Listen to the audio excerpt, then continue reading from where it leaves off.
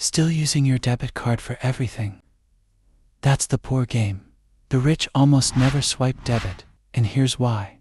When you use a debit card, you're spending your money. No rewards, no points, no protection. If someone steals it, that money's gone until the bank looks into it. But with a credit card, you spend the bank's money, then pay it back with zero interest. If you're smart, meanwhile, you earn points, cashback, travel rewards, and build credit history. The rich treat money like a tool, not something emotional. They never let their cash be exposed.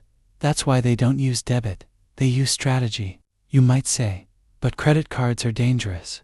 Only if you don't understand how to use them. Carrying a balance. Dumb, paying late.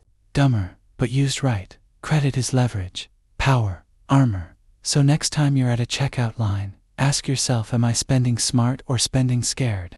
Because in this game, every swipe either builds your future or drains it.